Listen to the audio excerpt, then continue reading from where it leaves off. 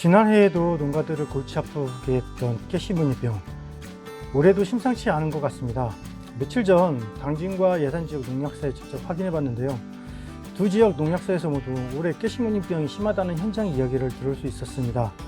그런데 한 가지 이상하지 않으신가요? 올해 초중반에는 비가 제대로 오지 않고 가물었던 기간이 있었는데, 최근 며칠 동안 비가 오락가락하면서 논의 수분 상태도 어느 정도 회복된 곳이 많습니다. 이처럼 한동안 가물었던 상황을 겪은 뒤 최근 비까지 내렸는데도 왜 깨시무늬병이 나타나는지 궁금하실 겁니다. 깨시무늬병 자체는 벼농사를 지으시는 분들이라면 대부분 알고 계실 겁니다. 문제는 병 이름을 아는 것이 아니라 왜 올해도 반복해서 발생하는지, 그리고 이미 병관이 보이기 시작했다면 지금 무엇을 해야 하는지입니다. 오늘은 바로 이 부분을 말씀드리겠습니다. 깨시무늬병 왜 이렇게 골치 아플까요? 깨시무늬병은 곰팡이성 병원균에 의해 발생합니다. 처음에는 잎에 깨알처럼 작은 갈색 또는 암갈색 반점이 나타납니다. 처음 몇 개 보일 때는 잎에 점 몇 개 생겼네? 하고 지나치기 쉽습니다. 그런데 병이 진행되면서 이 반점이 점점 늘어나고 커지면 잎이 누렇게 변하거나 마를 수 있습니다. 심한 경우에는 잎뿐만 아니라 이삭목과 이삭가지, 배알까지 병증이 나타날 수 있고, 결국 등숙 불량이나 수량과 쌀 품질 저하로 이어질 가능성이 있습니다. 그래서 농가 입장에서는 깨시무늬병이 한번 발생하면 상당히 골치 아픈 병이 되는 겁니다. 그런데 왜 가물었는데도 생겼을까요? 여기가 오늘 영상에서 가장 중요한 부분입니다.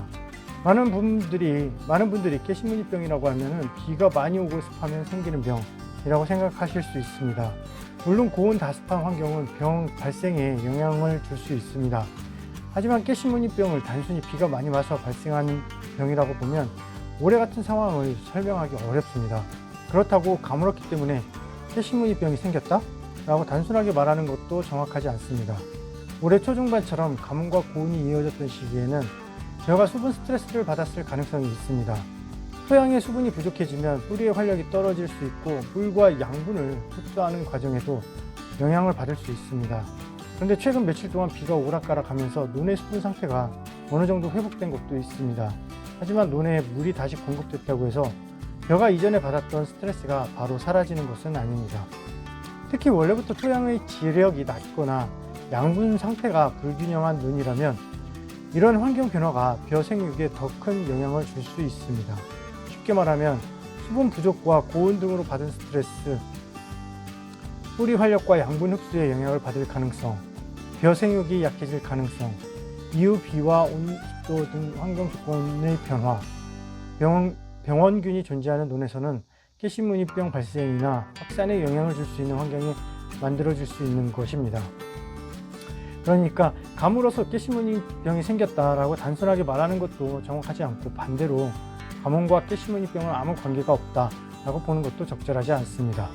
가뭄은 여러 발생 요인 가운데 벼를 약하게 만드는 스트레스 요인 중 하나라 볼 수 있고, 최근 강우와 온도, 습도 변화, 벼의 생육 상태와 토양 양분 상태 등이 함께 영향을 줄 수 있다고 보는 것이 맞습니다.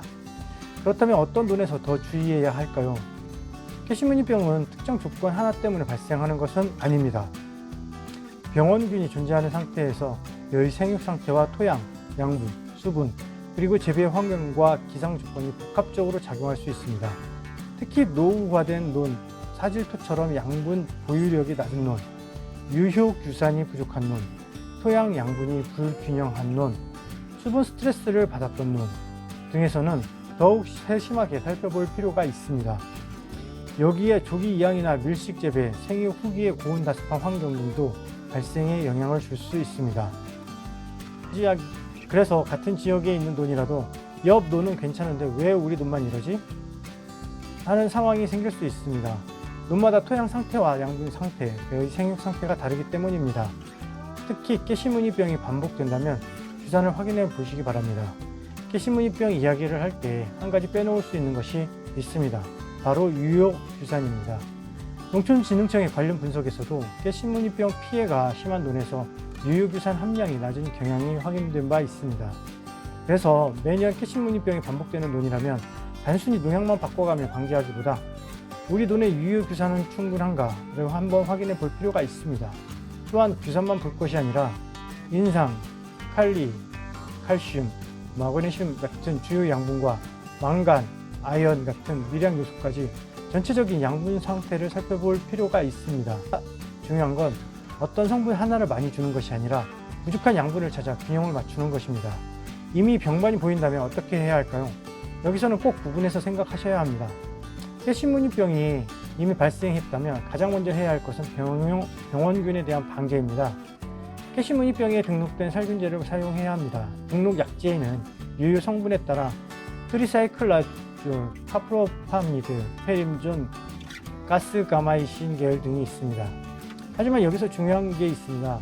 농약은 제품마다 등록된 작물과 병해, 사용 시기와 희석 배수가 다릅니다. 따라서 깨시무늬병에는 이 약을 몇 배로 치면 된다, 이렇게 단순하게 생각하면 안 됩니다. 사용하려는 제품의 등록 사항과 라벨을 확인하고 필요하다면 농약 안전 정보 시스템에서 현재 등록된 사용 방법을 확인해야 합니다. 그리고 정해진 사용 시기와 희석 배수, 안전 사용 기준을 반드시 지켜야 합니다. 그런데 여기서 한 가지 더 생각해야 합니다. 병원균을 방지하는 것과 약해진 벼를 관리하는 것은 서로 다른 문제입니다.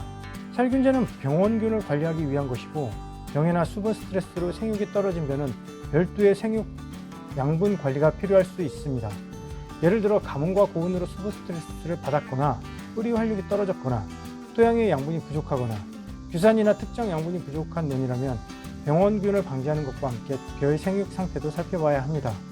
그래서 깨시무늬병이 반복되는 논이라면 살균제만 바라볼 것이 아니라 토양과 양분 상태까지 함께 보는 것이 중요합니다. 그래서 현장에서는 복합적인 양분 관리를 활용합니다. 저도 현장을 다니면서 깨시무늬병이 발생한 논을 볼 때 병반만 보는 것이 아니라 뿌리는 어떤지, 벼의 생육은 어떤지, 수분 스트레스는 없었는지, 토양의 양분 상태는 어떤지, 이러한 부분을 함께 보려고 합니다. 그리고 필요한 경우 복합적인 양분 관리를, 생육을 보완하는 방법을 활용할 수 있습니다. 제가 현장에서 공급하고 있는 제품 중에는 가리왕이라는 기능성 복합 액상기류가 있습니다. 가리왕은 인산, 가리, 규산, 유황, 동소, 몰리브덴 등을 함께 구성한 제품입니다. 인산은 에너지 대사와 뿌리 생육에 관여하고, 가리는 수분 조절과 환경 스트레스 대응에 관여하며, 규산은 벼의 조직과 생육 안정에 중요한 역할을 합니다. 유황과 붕소, 몰리브덴 역시 식물의 양분 이용과 생리작용에 관여하는 성분입니다. 그래서 이러한 성분들을 하나씩 따로 관리하기보다는 복합적으로 공급하면서 생육 관리를 보완하려는 목적으로 활용할 수 있습니다. 하지만 여기서 정말 중요한 게 있습니다. 가리왕이 깨시무늬병 치료제라는 이야기는 아닙니다. 이 부분은 분명히 구분해야 합니다. 깨시무늬병이 발생했다면 등록된 전용 살균제로 병원균을 관리해야 합니다. 그리고 가리왕은 그와 별개로 병해나 환경 스트레스로 생육이 떨어진 벼에 필요한 양분을 공급해서 생육과 양분 관리를 보조하는 역할로 접근하는 것입니다. 쉽게 말하면 살균제는 병원균 관리, 가리왕은 영양 관리, 이렇게 생각하시면 됩니다. 그리고 살균제와 액상기류를 함께 사용하려는 경우에는 반드시 제품별 등록 사항과 혼용 가능 여부, 희석 배수와 사용 시기를 확인해야 합니다. 혼용 가능 여부가 확인되지 않은 제품을 임의로 섞어서 사용하는 것은 피하셔야 합니다. 매년 깨시무늬병이 발생한다면 이것부터 확인하시기 바랍니다. 만약 우리 논에 깨시무늬병이 매년 반복되고 있다면 단순히 올해도 병이 왔네, 약을 쳐야겠다 하고 끝내지 마시기 바랍니다. 왜 매년 그 논에서 발생하는지 한번 찾아볼 필요가 있습니다. 토양 검정을 통해 유, 규산은 충분한지, 주요 양분은 부족하지 않은지, 양분이 불균형하지 않은지 확인해 보시기 바랍니다. 그리고 재배 밀도나 시비 관리, 수분 관리까지 함께 살펴봐야 합니다.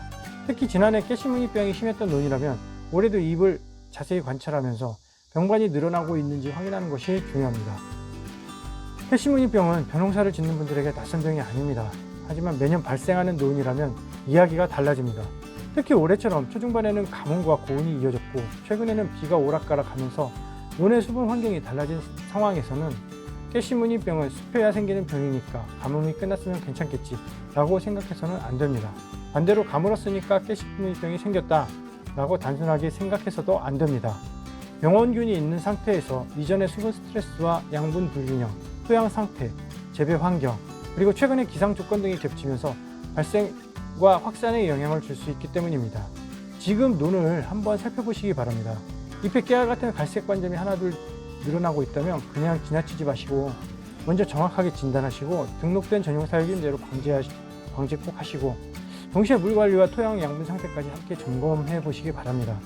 특히 같은 논에서 반복된다면 농약을 바꾸기 전에 토양 검증부터 한번 해보시는 것을 추천드립니다. 이게 가장 중요할 수 있습니다. 그리고 병이 발생했다고 해서 무조건 영양제를 치료제처럼 생각해서는 안 됩니다. 병은 병대로 방지하고 벼의 생육과 양분은 별도로 관리하는 것, 이 두 가지를 구분해서 접근하셔야 합니다. 오늘 영상이 도움이 되셨다면 좋아요와 구독 부탁드리겠습니다. 현재 논에서 깨식무늬병이 발생하고 있다면 어떤 증상이 나타나고 있는지 댓글로 남겨주세요. 감사합니다.